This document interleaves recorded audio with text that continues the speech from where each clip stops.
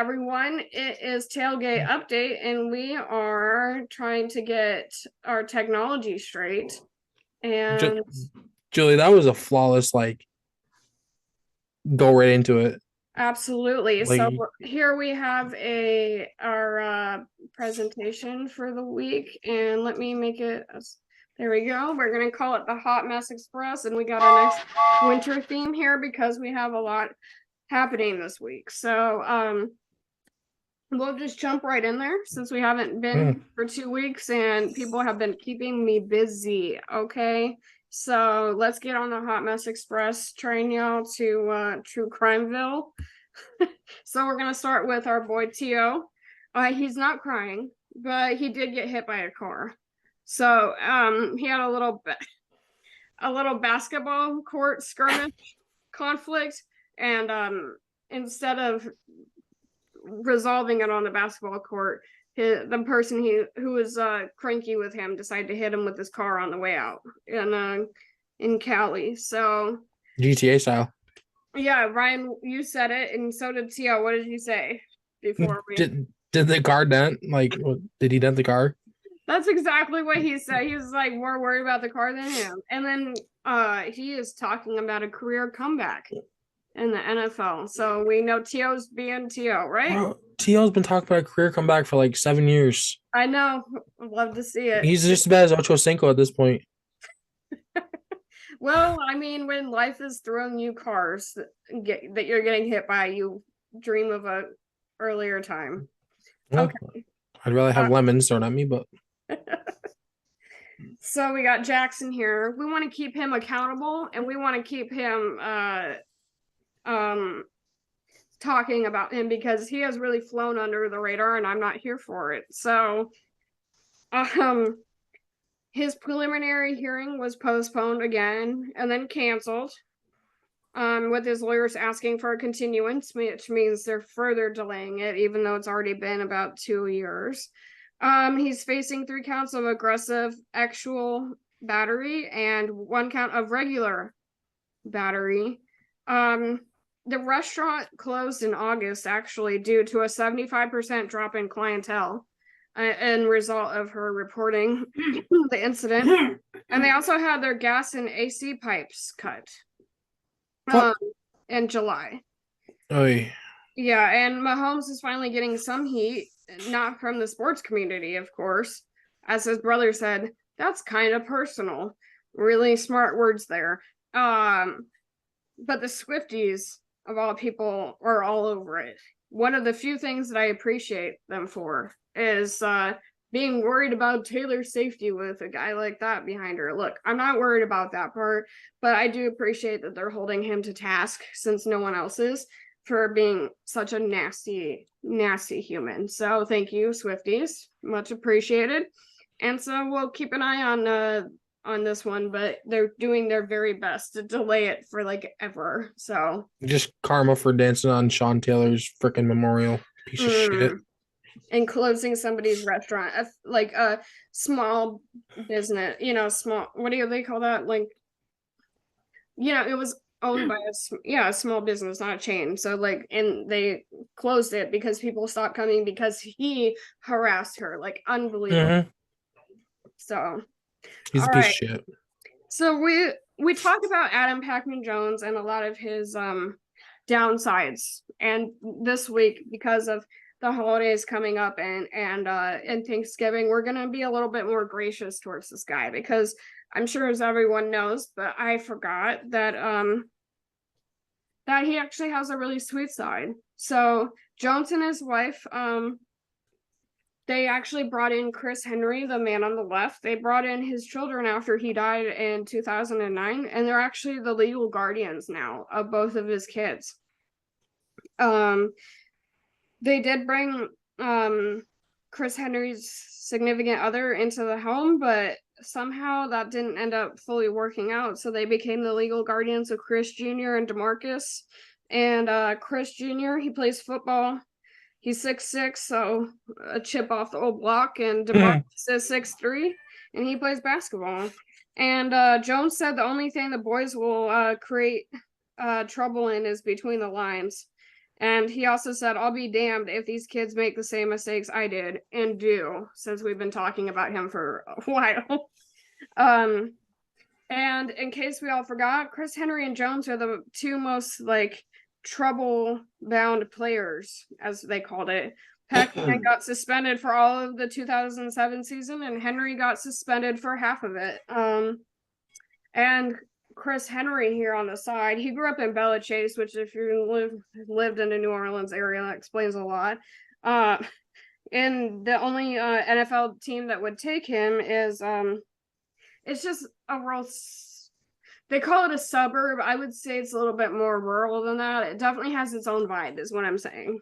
Small town Louisiana.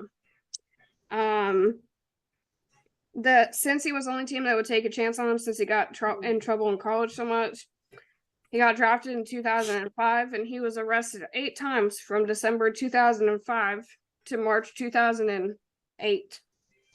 Jeez. Yeah, the judge Bernie Bouchard called Henry a one-man crime wave. Because he saw him in there so much. We got some Schmeed. Okay, we got some multiple firearm charges. Giving teenage girls alcohol, 15, 16, and 18 years old when he was already in his 20s. DUI. The only thing he actually got prison time for was the keg law, which is when you have a keg and you don't have a label or a tag identifying it. That's actually like a enforceable law in most states and cities, and so he spent 2 days in jail for that. I thought that was ironic. Let's see. Yeah, he assaulted a valet attendant. And he violated his probation. He punched a guy in the face and then threw a beer bottle through the window. Jeez. Yeah, so he got cut by the Bengals in 2008, and they said the head coach was like they had no interest in bringing him back. The GM, let me see. If I could weigh in on this really quick, Julie, Yeah. I think that a lot of the times you'll see people who come from these troubled neighborhoods, when they get a little bit of money, they get into a lot more trouble. Yeah. I feel like that's probably what happened with Chris Henry and has happened with Pac-Man Jones. But now in Pac-Man's later years, we've kind of seen him a lot on the Pat McAfee show. We see him quite a bit. And we've heard him talk about him trying to correct some of the things that he's done in his life. So I definitely think him stepping up and taking Chris Henry's children in is a big thing, and it definitely shows the type of man that he's trying to become. He's trying to become, and he's making sure that he creates all the trouble and that they don't.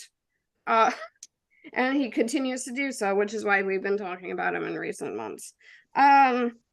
Anyways, the Cincy president said that his actions could no longer be tolerated. Then they brought him back like 4 months later.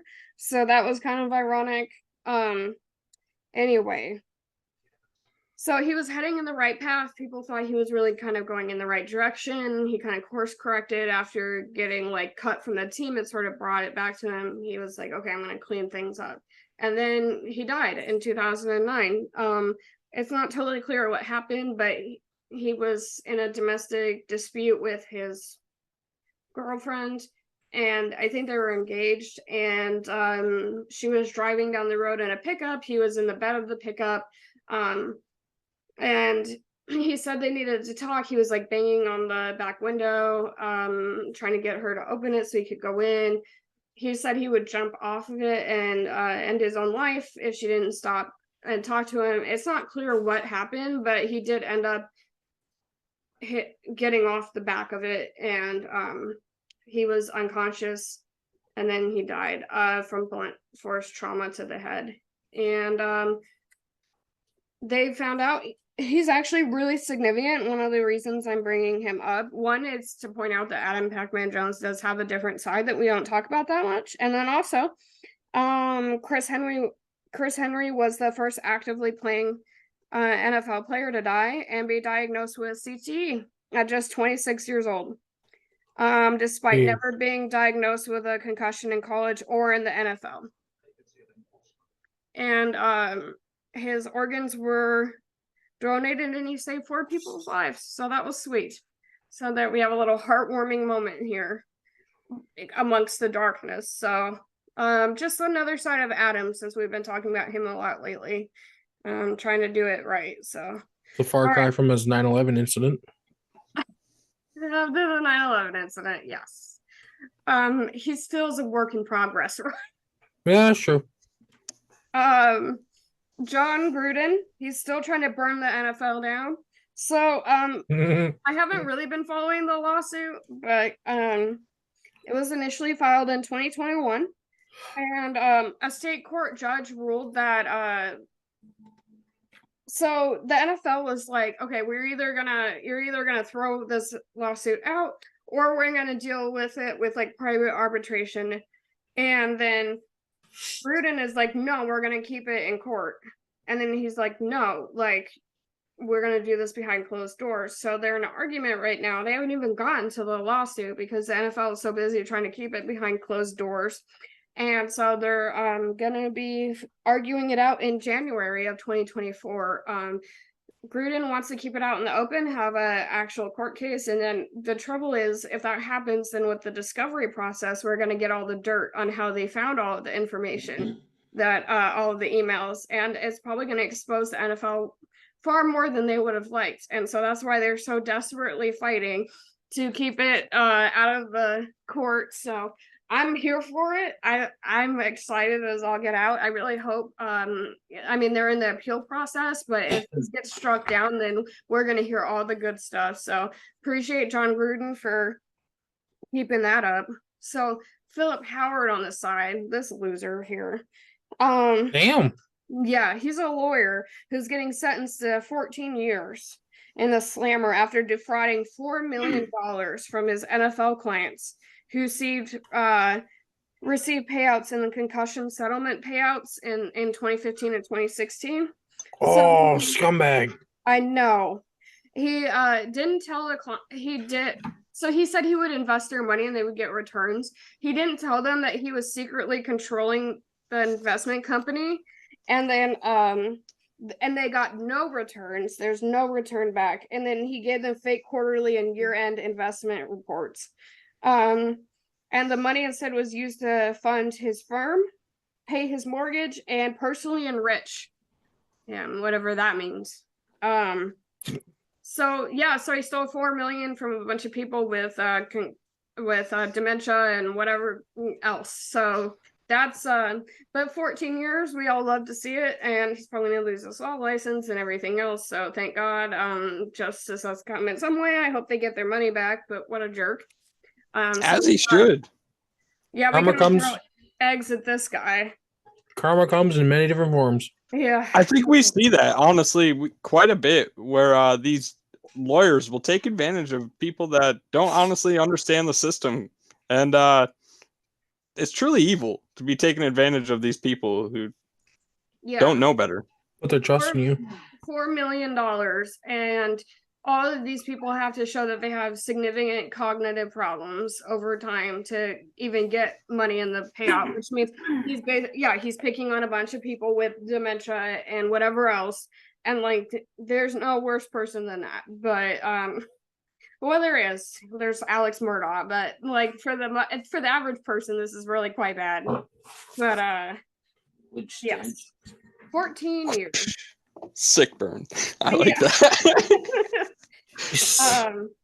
All right, so yeah, we got some Adam Johnson here. So you have something. I'm just gonna point out first that Matt Petgrave, the man on the left, he is arrested on suspicion of manslaughter and he was released on bail, but he's still on the hook for this one. So they are considering if he gets manslaughter, this will be the first time that in any court case that I was able to find that a hockey player will actually face legal consequences for an injury. And in the other cases that happened over 100 years ago, they were all excused away, but we'll have to see because this one seems a bit different. But Because the concept of manslaughter is that maybe your intention wasn't to murder someone, but you did something that was dangerous enough that it was life-threatening.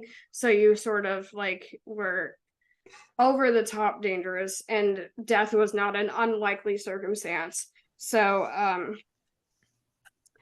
I can see it because since I've seen it, and CLR criminal lawyer Bruce Rivers on YouTube agrees with me that it looks like a martial arts kick and not just a like, oops, I kind of tripped and lost my balance and my leg shot into the air. Like, it looks more intentional than what I'm comfortable with. I completely agree with you. I can't help but laugh, Julie. You're just like, it looks more intentional. But you were like, oh, I think he just lost his balance. And I'm like, no, I think he karate chopped him in the I only watched it one time, so yeah.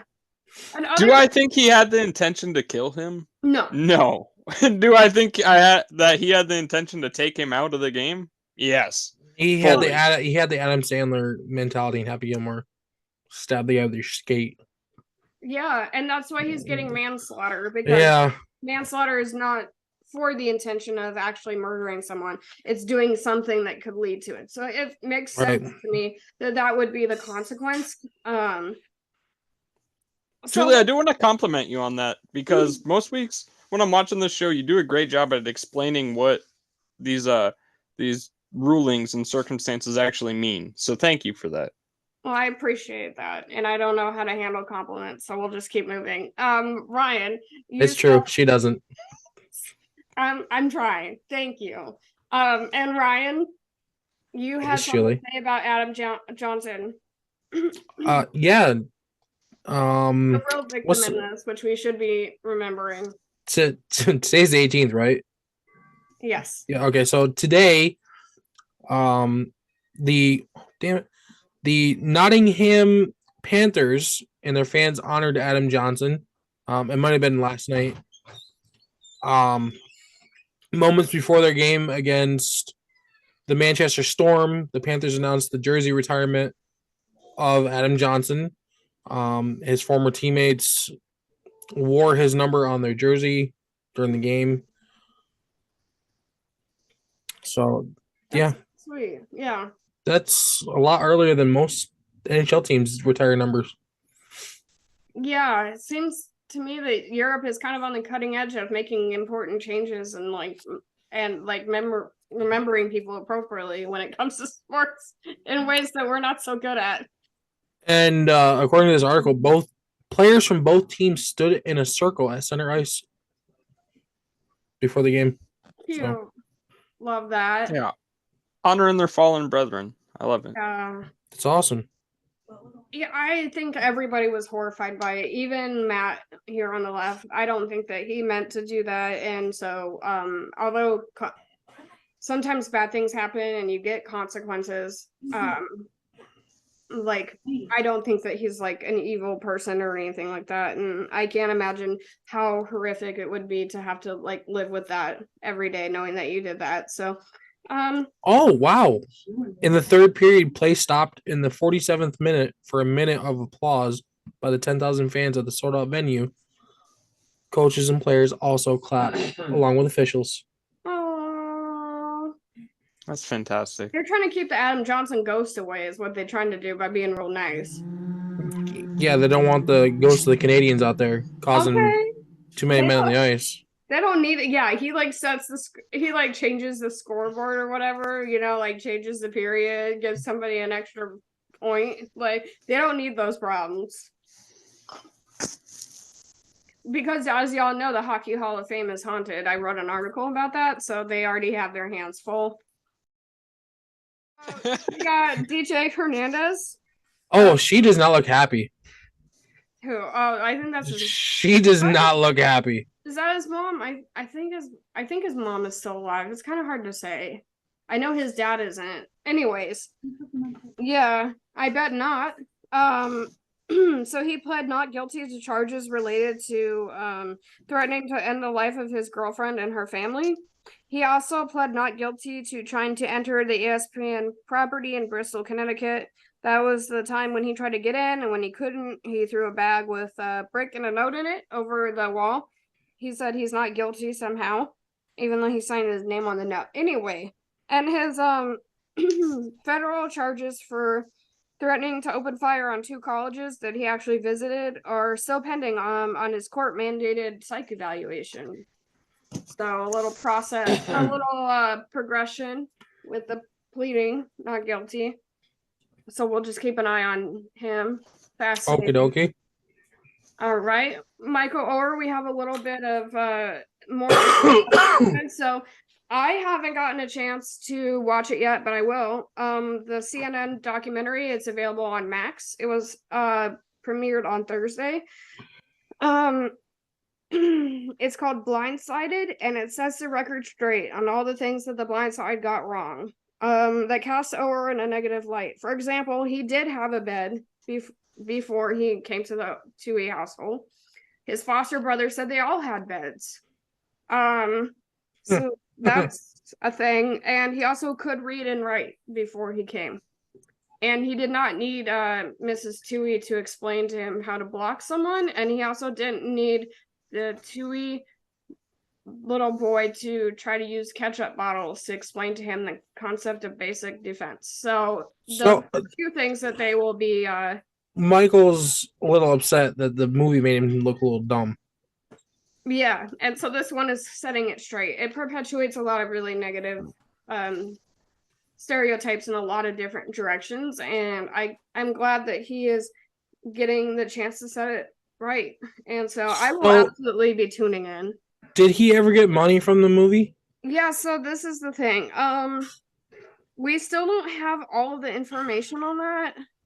Because last time I knew, he said that he never got a dime from it, and the Tooheys got all. I think he got money from the book, right? But not the movie. No, he said that he never got money from anything. So let's see. Orr's filing a temporary injunction preventing the Tooheys from using his name, image, or likeness because they were still making money off of running a charity where they were talking about how they adopted him and all that. So he's saying, please make them stop. The Tooheys did submit a financial record showing that they paid over $130K in the form of 10 payments between 2007 and this year. They were signing checks in Orr's son's name, but because Michael was returning some of the checks to them, so they sent it to him instead. And checks from 2021 to 2022 have not yet cleared the Tooheys account, so they haven't been able to they haven't been processed yet. And the Tooheys say they don't need the money because they sold their $220 million business, so they're straight. To which I say, how come these checks from over a year ago aren't clearing? I'm curious about that part. And I'm also curious about why it took them, why they're making up these payments all of a sudden so close to these events that they could have finished way back in 2007. I got a question, Julie. Yeah. Didn't Michael Orr sign a thing allowing the Tooheys to be the ones responsible of his name? Yes. They were the conservatorship. It was. Yeah. So I 100% respect Michael Orr and want his story to be out, his true story. But signing over that conservatorship essentially allows the Tooheys to do whatever they would like with his person. Yeah. Yeah, with his money, with his name, with everything. Yeah. So unfortunately, he signed himself into this situation. Now the conservatorship is suspended, so they shouldn't be doing it anymore. No. The problem with the conservatorship was he didn't know it was a conservatorship. He thought it was adoption papers. Because they literally told him. They told him, we're adopting you. And then, and he was. Okay, I did not know that. And he was 18. Yeah, in the book that they wrote, they said over 20 times, I believe, that they had referred to him as their adopted son. They had some, and he signed over all of his rights, to his story, to whoever produced The Blind Side. He did.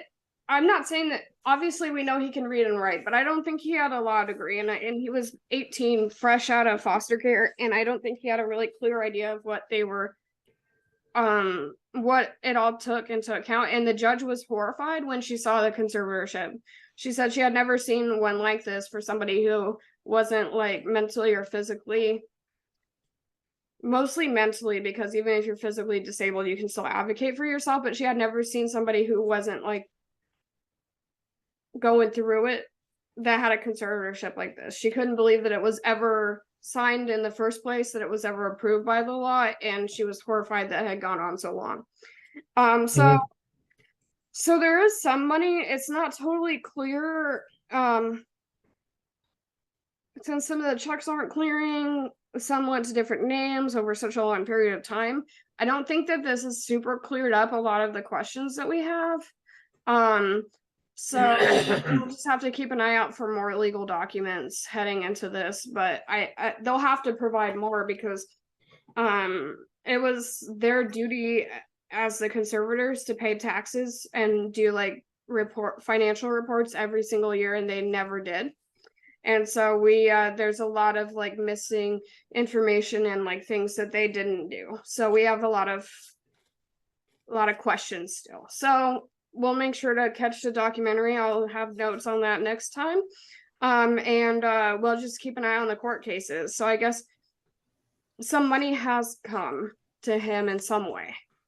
So if anything, I feel more confused about all of the things that are happening because it clarifies nothing and muddles the water more on like what is happening and why. Like, if they have millions of dollars, then why can't the checks clear? Like, that's just one thought that keeps coming back to me. But and why did it take them almost like 20 years to pay off like 130K if they have 220 million? Like, I just have questions, you know. Anyways, I'm sure it's fine. Okay, so JC Jackson here. I did take a picture of him with his leg injury because his face. So he's insult to injury. Yeah, this is a leg injury he had as a Charger, like not last year. I don't know. It was 2020, I think. And he tore his ACL. Yes, so that's this moment. Mm-hmm. I like it. Okay, so he's causing problems on the Patriots locker room too. He just got there. Yep. He had limited snaps in week 9, as a punishment of sorts for not returning to the team hotel the night before, by curfew. I guess he never. You know what that means? What? You know what that means? He's up to no good.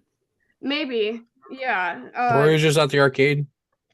Yeah, all night. Arcade's closed by 11. He never came back. But anyway, and he was not taken to Germany in week 10 because of that.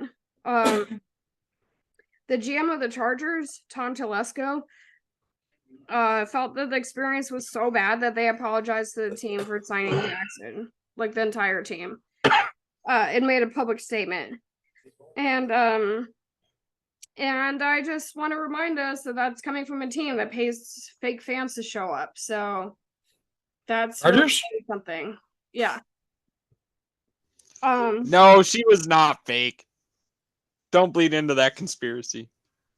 All of the fake fans. Oh no, she's talking about the AI fans that showed up. Oh yeah, those ones are fake for some unknown reason. And people say the Rams don't have fans. Yeah, okay. I thought you were talking about Mrs. Who or Ho, whatever her last name was. I can't remember right now. Oh, the girl that was going crazy over Justin Herbert. Yeah, and then cried when they lost. Yeah. No, there's a conspiracy going around that she's a fake fan, a hired fan. Yeah, she was at a Vikings game not too long ago, like 10 years ago or something like that. It sounds. And she was like a super Vikings fan, and now she's in LA being a super LA fan. Sorry, I don't mean to get into that. Let's go back to JC Jackson. That just sounds like mental illness to me, but that's fine. So we'll keep an eye on JC Jackson. It's not going well. But after we talk about Michael Thomas, we'll talk about another player who it wasn't going well and brings up a little more question about what's happening with the Patriots. So first, we're gonna be talking about Michael Thomas here, who Ooh, look at that grill. look at that. Wow. So he was arrested last Friday for misdemeanor charges of simple battery and criminal mischief. I like how that sounds. Ain't allowed to play on Sunday. Well, yeah, and is it his knee or his arrest? Hard to tell. I was getting there, but anyway. Thomas was frustrated by some contractors parking on the street outside of his house while they were working on a neighboring property. And so the problems had actually been escalating for 2 weeks prior to the blow up event of him harassing the contractors for parking there. He actually told he threatened Luis Cifuentes, who I think is the lead contractor or something like that, that if they didn't stop parking there, they would either get a brick or a bullet. And then last Friday, Thomas chose the brick, throwing two at Cifuentes' truck and pushing the man over. He pushed Lewis over. So why did he push him over? Because he started filming Thomas once he started throwing bricks at his truck. And then when Thomas saw that he was filming him, he took his phone, threw it, and then pushed him over. Let me see here. And Cifuentes was super disappointed about the whole thing because he had been really patient with Thomas and his threats and stuff like that, and told him he cheered for him every Sunday. So he was a diehard Saints fan, and he's very upset. So yeah, he got arrested. He is out, and it is a bye week, but he also has this lingering knee injury. So we'll never actually know if well, we might, but his Shocker. sort of a convenient thing. Is he in legal trouble or is he hurt? Who knows? Okay. So I'm sorry. If you get arrested, you shouldn't be able to play the week of the game. you would be surprised how much that's going to be coming up soon. All right. So It is extremely upsetting because he could be literally one of the best wide receivers in the game, but he chooses to do all these off the field antics and get himself in trouble and not just stick to playing in the NFL. Either that or he's getting hurt. So, I mean, look, the man he's a man of faith too, by the way. Well, he is a saint. Oh, okay. I see what you did there. He's not really following the good book anymore. Okay, so Jack Jones was cut by the Patriots earlier this week for allegedly missing the same curfew with J.C. Jackson in Week 9. He says that was false, and not to believe everything that you see. He was signed by the Raiders on Thursday. I guess he made a bad impression in Week 9 and especially in Week 10 because he was sitting on a bench wearing a cape instead of standing on the sidelines, which apparently is inappropriate.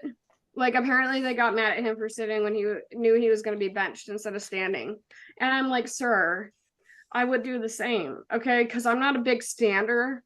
And if I know I'm not going to play, I don't know. Apparently it's a faux pas that really pissed off some people. And he was arrested in June for trying to bring 2 firearms through TSA in his luggage. And then he was almost suspended by the Patriots last season for missing a rehab assignment for an injury. But wasn't because it was a misunderstanding or something. Anyway, we'll keep an eye on him in Las Vegas. But it just is kind of interesting because it also sort of is another player who seems to be struggling in the Patriot land, and kind of, I don't know. I'm always curious about what's going on over there because I feel like things are strange. And so, I don't know. I'm just always suspicious of them a little bit. So do I believe him on the curfew? Maybe, actually. Who knows? Now this cheese ball. Okay, hold on. Cheese ball? Yeah, he's a real cheese ball. He That's looks Chad- like a cheese ball. Chad Wheeler. yeah, Chad Wheeler, the former Seahawk. Where the hell's his chin? It's with his morals, somewhere far, far away. Chin's McMahon over here. He's like Big Ed, except it's not his neck, it's his head. So he took his day of reckoning last week. He was found guilty on first and second degree assault, and he will be facing at least 5 years in the slammer. I'm just gonna point out that it's really ironic that somebody gets 14, 15 years, whatever it was, 14 years for stealing $4 million. But if you do what Chad Wheeler does, you're gonna get 5. But anyways, so what he did was he demanded that his ex-girlfriend bow to him, and when she said why, he said he got mad that she questioned him. So then he held her down on the ground, and then he choked her twice, and she lost consciousness both times. It was so bad that even Chad here was surprised that she was still alive when she woke up the second time. When the police arrived, she was covered in blood with her left arm limp against her body. So he did a number on her. He is a cheese ball. The survivor said that she feels free and like she's been justice has been served to her. She comes from a long line of women who face domestic and she decided the buck stops with her. So props. The Seahawks released a statement after the incident saying that they were deeply saddened. And I had a question. Were they saddened by Chad Wheeler as when Dee Eskridge, a current player on their roster, did something really similar? He got 18 months of probation and court-mandated therapy after he kicked the ass off his child's mom, which is another theme we'll be seeing a lot of tonight. The ass off his child's mom? What? You said kick the ass off his child's mom? Yep. So, like, he kicked her in the ass? Or, like, kicked her ass? Yes. Oh, okay. All of the above. Dee had been experiencing bouts of rage, and his then girlfriend knew that night in February of this year wasn't going to go well. So the woman had locked her and her 3-month baby in the bedroom to avoid the conflict. But when the baby started crying, Eskridge gained entrance, i.e., probably break down the door. And she stood between him and the baby with her hands out, trying to create the distance. He smacked her hand, shoved her into the dresser, threw her to the ground, and pinned her down. She broke free by kicking him, but then he grabbed her. He pushed her into the dresser and grabbed her by the neck and threw her back down. And then he tried to take her Apple Watch and her cell phone, so she couldn't call for help, but then she still had her work phone. And when the police got there, she had red marks and scratches on her arms, neck, and chest. So I just like to know that the Seahawks really take domestic disputes seriously, because he's still on the roster.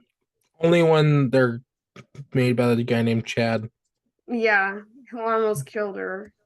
Okay. It honestly upsets me that he only got 18 months probation.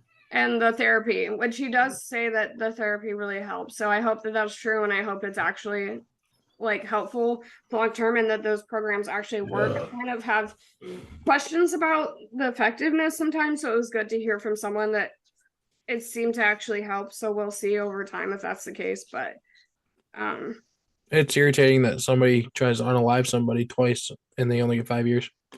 Yeah, but then if you steal money, then you get 14 years, which is like, so money is more important. I'm not sure I get that, but Cash is king. yeah, I know, you're right. So Was there even a suspension from the NFL announced? I think Dee Eskridge was suspended for some games heading into this season, because I think they said that he returned, like, it was several weeks in, I think, before he was able to return. It's good to hear at least the NFL is. making them accountable. Yeah, but Somewhat. they're not consistent with it. Yeah, and you can get more games for like using a steroid than you can for beating someone up. So Yeah, or gambling on the premises. okay, literally. So Zay Jones was arrested Monday for laying hands on his child's mother. Oh my yick. He was released and back in practice on Wednesday. Big freaking surprise. Yeah, Jones was angry that the child's mother was taking the child back to Orlando after a visit to Jacksonville. It's unclear what exactly happened. We don't have all the info. We just know she had scratches on her neck, and he's questionable to play on Sunday. No, he's not the guy with the injury. I mean, Michael Thomas isn't. It's this guy. He has a knee injury, but then he also has the arrest, so we won't actually know. Like, it could be either that could keep him off the field or neither. So we don't actually know if we'll see him, but he could very well play the same week that he got arrested for that. So that's Jesus Christ. That's so stupid. Oh, this piece of shit. yeah. Get off the field, you bum. I've been so sometimes, unfortunately, crimes don't come across my newsroom. My researchers, or miss it underneath all the other things that we end up covering every week because there's so many. So we kind of miss some of his shenanigans, but Bro gets arrested and still gets to play 2 weeks of getting burned afterwards. yeah, he was arrested last month for having a concealed firearm that was also loaded. And it was found during a routine traffic stop. And I think what's important to mention, because we've been talking about concealed firearms, is that only some states allow you to have them concealed, and you need a permit to do so. In those states, I'm pretty sure in all of them. Although the South, probably there's places that don't. I'm trying to think. I think there are some places that don't, because because Florida doesn't even have a registration system. So anyway, I don't know if it's everywhere, but for most places, including where Darion plays, you absolutely need a permit. And you can get those. I have family with them that live in Washington. Yeah. So anyway, it's possible. Just get the permit. So it's the second time, because in 2021 he was found asleep in his car in South Carolina with a firearm and some schmeed in there. Yeah, he was visiting family and he was asleep in his car with that. So McVeigh did some really impressive word salad, and I'm calling it word art, to bullshit his way through both arrests. And he answered, like, for example, answering his own rhetorical questions that no one asked. So really interesting. Is he a bad person? Nobody asked that, but he decided to ask it. So that no, he wasn't. So just in case you are wondering. That's Sean McVay special. He does have a way of saying absolutely nothing. He's so charming with the media. That's no one asked. Yeah. You can always count on three things at the McVay press conference. If he's thinking it, then chances are it's true. Accountability for himself, accountability for the team, and they have to do better. And they're good people, even when they're good people. We try very hard. Yeah. So Johnny Patrick here, or John Vincent Patrick Jr. Y'all might remember him from he was a San Diego Charger and someone else. This was also ironic. One of the reasons I brought this up is he's facing up to 30 years of jail for defrauding the Paycheck Protection Program loans. It was during COVID. They had the business loans for small businesses so they could keep paying their employees like when economic hardship was happening. So he lied about that somehow. And then he was lying about disabilities to get more Social Security money. So the 35-year-old stated he was unable to drive or stand for more than 10 minutes. He had a lowered sex drive and he couldn't work and had a live-in caregiver that helped him with everything. So yeah, and he has his own little rap sheet starting with the charge in college after he threw his girlfriend to the ground. So that's just a popular move apparently. And I thought that this was interesting because he's getting 30 years while the lawyer got 14 years. And then Chad's getting 5 years. And I just have questions. So we'll keep an eye on Johnny Patrick here.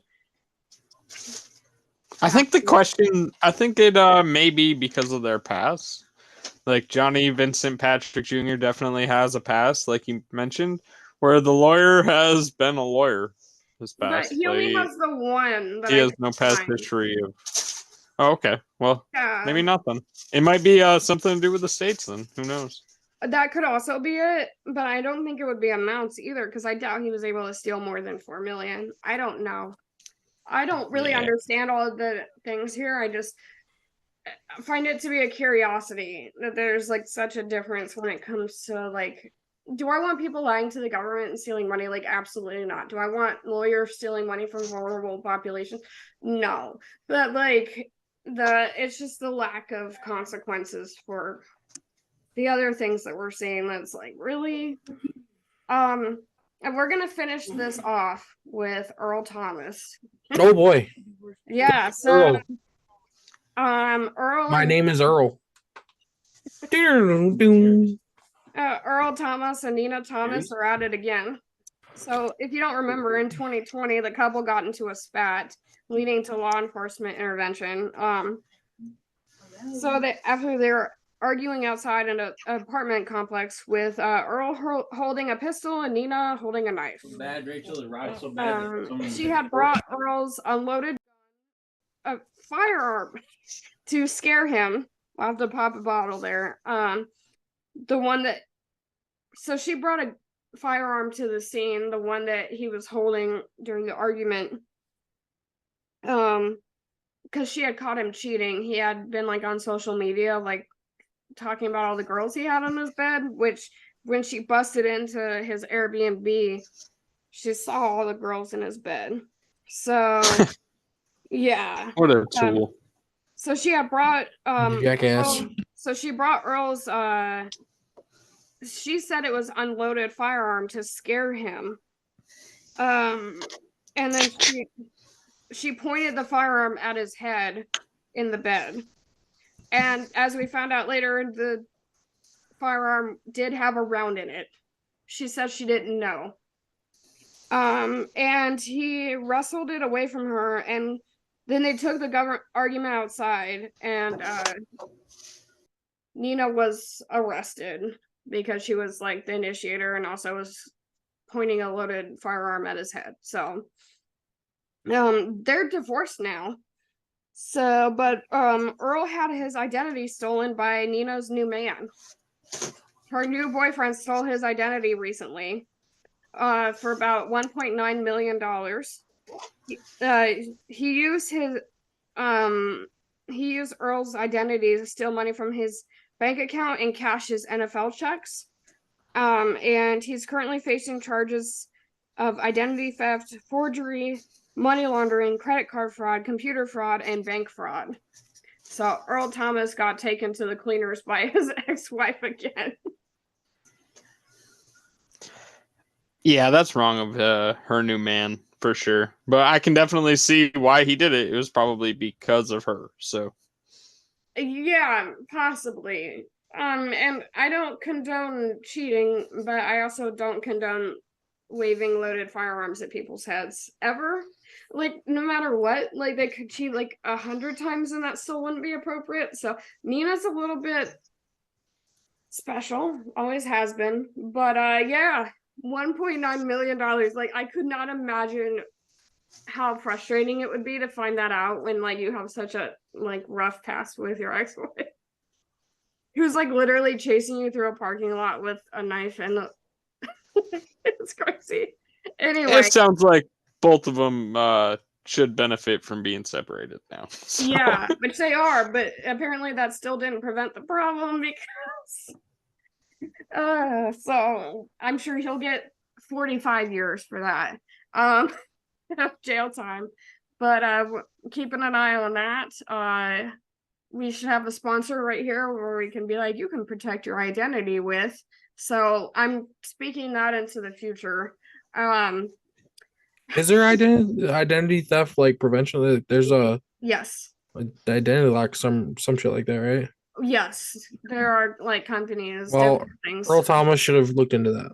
I mean, honestly, if he had 1.9 million to steal, I'm sure he had plenty more. He could have used a little bit of that to do some identity theft. But Well, he can just consider it charity. yeah, to his crazy ex-wife's new boyfriend who's slamming her every night. That's the guy who Of course. charity to. He just paid him 1.9 million to take that crazy bitch off his hands. That is true. That is true. If you look at it that way. But involuntarily paid him $1.9 million. Maybe it's a steal when you think about it. It is a steal. It's a great trade-off. Look at how cute. No longer has to deal with her. Ryan, look how cute he is. Mama, say hi. Ryan never has anything to say to my cute cats.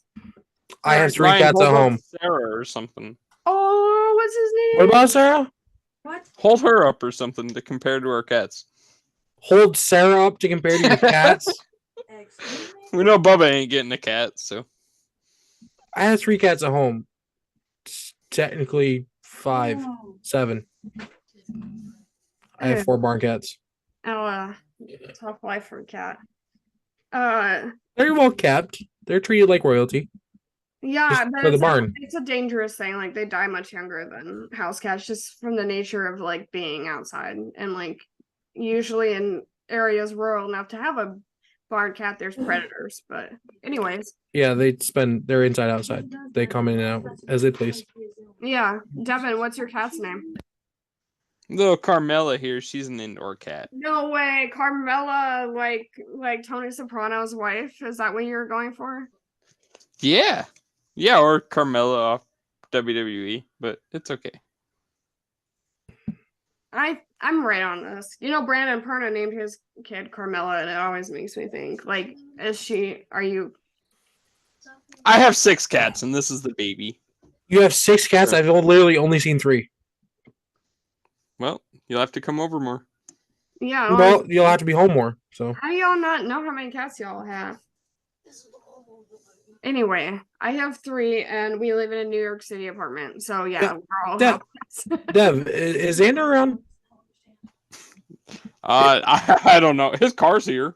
Are we done recording? No, we're No, we're just bullshitting right now.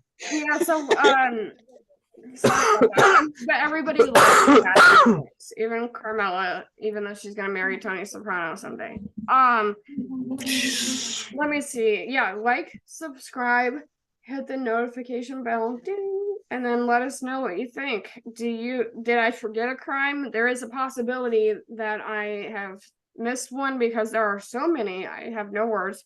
And so do you have a different opinion? Do you understand the legal system better than I do and can explain to me why somebody gets 5 years versus 15 and 30? Any of those things that you want to clear up, let me know down below. We would love your input. And we will have a Thanksgiving special next week, and then the following week we will be back to our regular programming, and we'll catch you up on all of the shenanigans going on in the league and leagues, because we're also talking about hockey now too. So all right,